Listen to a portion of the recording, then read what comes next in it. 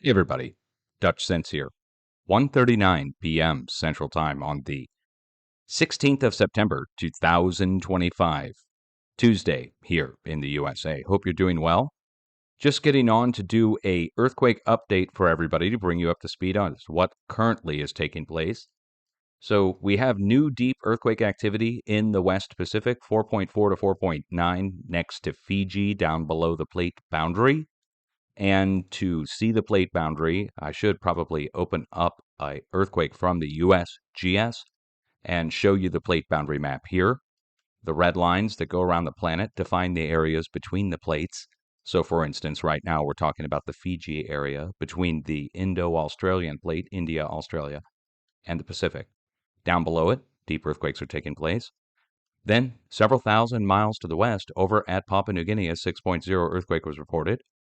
And this is next to several active volcanoes that exist over here on the eastern peninsula of Papua New Guinea, going out into the Solomon Islands. Now, there are no eruptions there taking place now, just worthy to note that that's directly next to several active volcanoes, but that's several thousand miles to the west of our deep earthquakes. Then we have the same sized activity, but shallow, 4.4 to 4.9, striking from Guam up the Izu Ridge all the way up into Japan, where, again, it's all 4.4s along the coast of Japan. Then, across Philippines, somewhat more rare northwest of Philippines, 4.5 to 4.7, and 4.1 north of Taiwan.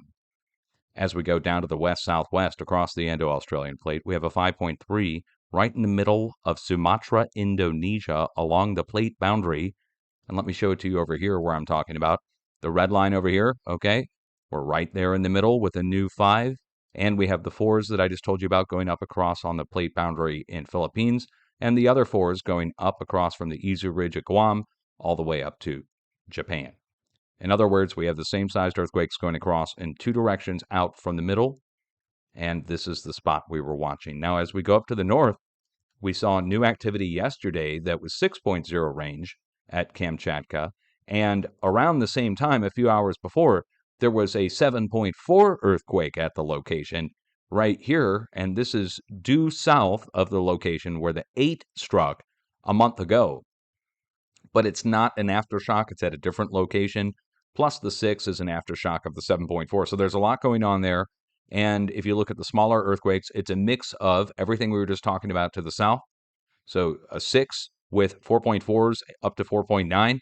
And we're dealing with a 6 with 4.7s and 4.4s up to 5.0. So, in other words, it's the same sized activity going on there. As we go over to Alaska, it's 4, 3.8, 5.2, 4.8, going up into mainland Alaska, all the way up here into the northern slopes. And we talk about the activity along Alaska. We need to go over, look at this again one more time, reference it here across Alaska. So Alaska, red line, plate boundary. We have the same sized earthquakes going up into mainland Alaska now. As we go out over to the west, out over into Asia, let's go this way. And behold, it's the same sized activity, 4.6, 4.7. In the middle of it all, a 5.5 on the plate boundary between Bangladesh and India, or just south of China on the plate boundary there. Let me show you the plate boundary map again. Up here on the northwest side of the Indo-Australian plate, we go around the bend of the plate over, and that's where our earthquakes are currently. As we get up into Afghanistan, you can see 4.5 clearly, and then 4.2, 4.1, 4.4. If we add these together, this equals 4.5 as well. 4.4 plus 4.1 equals 4.51, plus another 4.2 equals 4.63. In other words, it's two of the same sized earthquakes, but really it's all the same sized earthquakes going across over to the next 5.1 that struck on the plate boundary south of Italy. Back to the plate boundary map. South of Italy, take a look at it. Right here, it's like a letter J shape. That's where the biggest of the bunch struck on the 5, just south of there. Then back over to the east, going right back across, all the way back to where our origin point is for this whole hot mess. You can trace it back, literally. It's a stepping stone path in the last 36 hours. And the last 48 really fills it in. You can see it. It's like a line of earthquakes going out towards Europe. Then North Pole got hit. Well, at least the Arctic Circle next to Svalbard. 4.7. Now, if you got on a few days ago and you managed to catch my update, when this 4.5 hit in Poland, I told everybody we're going to be watching at Svalbard for the next round to hit, and it would be about the same size. There it is. Check it off the list. United States, let's go over and take a quick look. We had the 4 over in Utah, but ever since then, it's been a line of zeros, ones, twos, threes going all the way across the plate. The New Madrid seismic zone, going over to the east into South Carolina, here at Tennessee on the eastern edge of the North American craton. Then all of our drill points getting hit in a line going out of Texas up into Oklahoma, and another line of earthquakes going across South Texas up to the northeast. You see how they both kind of go in southwest to northeast. And the stacks of earthquakes, every single earthquake is directly next to a drill point. If you want to go look those up, we could go look those up if we're feeling bored or something. So southern Colorado, drill point, 1.9. Let me highlight it for you there. And then drill points across Texas, all of these at Midland, all of these in southeast Texas, and all of these in Oklahoma. Every single earthquake here at the middle of the screen, from Colorado to Texas to Oklahoma, is at a drill point. Over on the New Madrid seismic zone, it's strictly on the New Madrid. It's fault zone movement. Over to the west, we go over and we have a series of earthquakes striking a bunch of different locations, everything from volcanoes to nuclear test sites to ancient volcanic fields and a few fault zones that are also moving.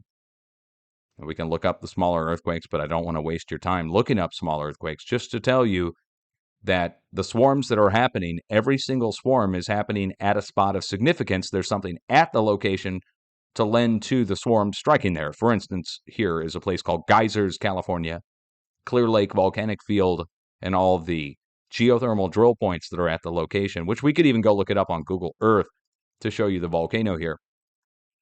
So if you don't know about the volcanoes in California, there's many of them, and they're drilling into a lot of them to get steam to turn turbines like this. But first, they inject water down into the ground to get the steam. Then they take the steam back up the pipes and turn the turbines. And it's all over the hillsides here on the side of Clear Lake Volcanic Field to the north, and on the south side, Geyser Peak Volcano there. Geyserville is the name in California. Up here along the coast, though, you see we have multiple ones, twos, a few threes going out into the Juan de Fuca fracture zone with a 2.9 striking on the Blanco fracture zone. Out here off the coast, there's some undersea volcanoes there. But no reports of any eruptions going on at the axial seamount, which that was the hubbub talk a few weeks or months ago, that it was going to erupt. Well, an eruption undersea, I mean, it's a lava flow that takes place there. When people talk about eruption, they think Mount St. Helens. Now, up here in the north part of the valley, I do want to just quickly look this up. I don't know exactly what's at Manton, California, but the way we find out is to look them up. So if you aren't aware of what's at a location, I would recommend, even if it's a small earthquake, for you to go look that up. I'm glad I checked. We're at Soap Butte and Inskip Volcanic Buttes. So Inskip Hill is a nearby pyroclastic cone. They were thought to be of the Holocene age, but later mapping indicates a late Pleistocene age from Miller, 1989. Soap Butte is next to it, but it's more weathered than the other one. That's a power line that goes across here. They put the power lines, high voltage transmission lines, across the volcanic field. We've seen that many times across the country. Over to the east, we get right over to a spot where there were a bunch of forest fires that took place a few years ago. But this is at a 9-kilometer depth, so we wouldn't associate this with any kind of fire, at least. Let's put the coordinates in and just see what's just east of here. Again, if I don't know what's there, I just want to look it up and see. Oh, wow, we're in the middle of Lake Almanor right here. Okay, we're at the base of Mount Lassen stratovolcano in Lake Almanor there. Okay, so we're in a volcanic field. So here, volcanoes. Here, certainly volcano, literally Inskip Hill and Soap Butte. And then here over next to Lake Almanor, which is associated with the stratovolcano there. Out off the coast, same thing. Volcano out there at the 2.9. Don't even need to show it to you. You guys can go look it up on the Juan de Fuca fracture zone. Now this 2.6, 0.9, 0.9, 1.1, all making like an arc-like shape or half of an oval shape there. Again, 2.6, 0.9, 0.9, and a 1.1. This is defining the eastern edge of a giant supervolcano that professionals have yet to admit is a supervolcano. Let me show it to you here. Let me turn off all the place marks. There we go. Between Lake Tahoe and Pyramid Lake, right here, Zoom in on it. There it is. And just so you can just understand where we're talking about, Eastern California, Lake Tahoe, Pyramid Lake. Lake Tahoe is on the south side. There's a giant oval basin that's actually an ancient caldera that's lined with its own volcanoes. And it gets earthquakes around the outside edge of this. The only way I found this was the earthquake striking around it. Now, this is twice the size of the one to the south that's a confirmed supervolcano down here. And this is Long Valley Caldera right here that has Mammoth Mountain. It has the same number of volcanoes around it on its outside edge. And Long Valley Caldera gets a bunch of earthquakes around the outside edge of it. It's an ancient supervolcano. But that, you could fit 2 Long Valleys in this one. Okay, so that's where the earthquakes are striking, all the way around the outside edge of that. So now that's pretty much every earthquake so far that I'm showing you is directly next to or related to a volcano. Once we get down here, though, into the Bay Area, we then pick up on the San Andreas Fault. Well, actually, 3 separate faults going through the Hayward Fault, the San Andreas Fault. I don't know the name of the other one. But we're going right across the Bay Area. I would like to look up the 3.2 since it's a significant sized earthquake and just see what's there as well. And again, if I don't know, I go look it up. So we'll go look and see what's there. And there may be nothing of any significance here at all. Might just be along the fault like I thought. Okay, hold on. Oh, wait, one moment. Yep, okay, we are at 2 different things. We are at the Black Diamond Mines Regional Recreational Area, and we are also at Mount Diablo. I have to go back several years to remind everybody that a swarm of earthquakes broke out here on the side of Mount Diablo. And I went and did some deep-level research on it to find out if it was an ancient volcano. Just the name alone might just draw your eye, but first I found stuff that said it wasn't, but then I found stuff that said it was. And apparently, some professionals found tuftage on the top of Mount Diablo to indicate that it used to be an ancient volcano back a long, long time ago, and that at the top of it, or around the top of it, is ancient tuftage, which comes from, of course, ancient volcanoes, as opposed to just a rising seabed or something, or a sea floor that rose up. But it was from a time when the water was very close or even over it. So a long time ago. But on the side of it, we've got the power lines going across it again. Same number of power lines, same style and everything. And we get our earthquakes next to this. Now, I have to remind everybody, there's faults here, but we see earthquakes along the power lines due to very low frequency up in the power lines and Mother Nature's low frequency, or even lower, ultra low frequency, down in the plate. And when the two collide, you can get earthquake activity below power stations, power lines, nuclear power plants, coal-fired power plants, solar, wind, hydroelectric dams, natural gas-fired power plants. They all get them. And so here we are, another power line and ancient volcano at the location where the 3.2 is. The rest are on fault zones, I'm positive. As we go down along the San Andreas, it becomes pretty obvious. We're talking about the creeping section of the San Andreas here. So the earthquakes actually line up in a diagonal line going northwest to southeast. But then you'll notice we jump off the San Andreas over to a 1.5 and 1.4 in the valley, and another 3 over along San Luis Obispo area. So what's over in the valley? Avenal, California. Let's go pull the coordinates and go look it up. Would you be shocked to find out that if I told you that we have the same kind of thing going on in California that is going on down in Texas and over in Oklahoma? Oil and gas drilling. But this is in the valley. And the seismic activity jumps off and goes over to these drill points. So when we're talking about the drill points in California, they're so numerous. Here, let me again, if you don't know what we're looking at, you might just think we're looking at sand dunes or something. This is not a well storage yard, for instance. This is a giant oil patch that goes on for miles. And this is just the start of it. It goes all the way up here around the bend of the mountains, all the way to the north, following, again, you can see all the drill points here, right? And we just keep going and going and going with the drill points. They're kind of hard to see. They go down through here and around through here, through town. They pick up on the other side of the mountains over here, and then over here on this side too. And again, it starts to look like sand dunes when you're zooming in. But again, if you know what to look for, you'll find the pipelines, the stations, all of it placed out through the pumping operations. And once you know, again, what to look for, the little square pads and the oil pumps and jacks at the locations. But this is just the tip of it. All of this is drilled all the way down, and San Andreas is right here. So when you look at the San Andreas, you can see it. It's a northwest-southeast line of mountains. But right along it, all the way down, and I mean right up to it, they have drilled the heck out of this thing, I want to say a few million times. And again, if you didn't know what to look for, you would just think these were quarries or something, right? Right? But when I zoom in, you see oil and gas drill points, all of them. And it's so numerous that you might think that they were ants on the ground. Again, they paint them white in many cases now, so they're really hard to see. But you should be able to see that we're going on and on and on and on and on with these. They've scraped out whole mountainsides like this. These are all drill points. They look like sand dunes, but this is what the mountains used to look like here. And then you get over here, and this is where the drill points start. They scrape out a pad, and then they do a drill point, extract, then they move these around. After they extract from a certain area too much or tap it out, they'll move the wells. All right, now you get the picture, though. You see how many there are?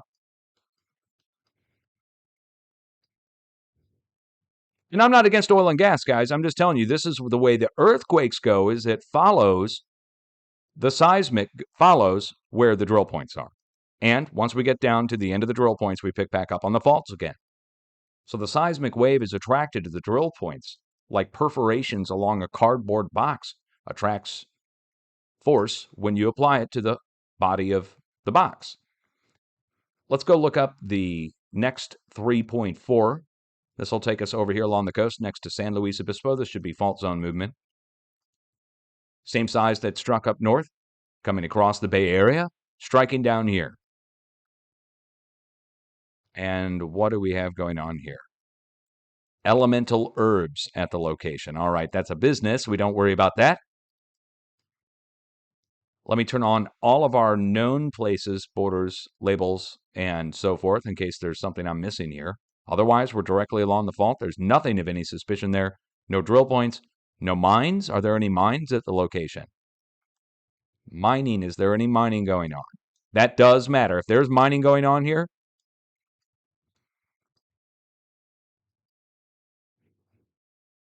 I don't see any. If I find any, I'll wait. Houses? Okay, just houses. All right, I'm doing this real time. I'm not going to edit this out or anything.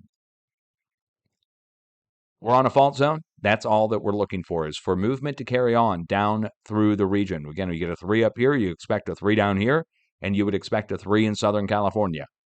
Once we get down to Southern California, it's a definitive diagonal line of earthquakes east of LA, going down to Salton Sea, and then reaching down to the border with Mexico. And this is all fault zone movement. There's nothing but fault zones at these locations west of Salton Sea, the Elsinore Fault, the San Jacinto Fault, going down past Anza Gap and dead-ending into a volcano down in Mexico called Cerro Prieto Volcano. As we go east, it's a line of earthquakes across our nuclear test sites in South Nevada. But they're not doing nukes there now. All these zeros here that are stacked up in South Nevada, even though they're next to the nuke site, those are earthquakes caused by the nukes that were done a long time ago. Simply put, there's cracks in the ground at the surface from 1,000 craters that were blasted away. And when the seismic wave comes through the area, it causes small vibrations, which breaks into earthquake activity. As we go, the vibrations really is a low frequency, but as we go over into Utah, then we go into Markagunt Plateau and up to Black Knoll. Finally, in southern Colorado, 1.9 at the drill points in southern Colorado, Stonewall Gap, Colorado, next to Trinidad, along the edge of the craton. And let me just put the coordinates in here. We'll go over to Colorado, show you an example of drill points in southern Colorado, 1.9, striking there. Here we go. Earthquake epicenter here. And 2.9 previously right there. Look, April 27, 2015. And here we are. Nearest frac well is right here. Now, Colorado has passed new regulations that puts sheds and little protective things around the drill points, but there might still be some here that don't have the shed yet, and it's to protect the pump. Here's one that doesn't have it.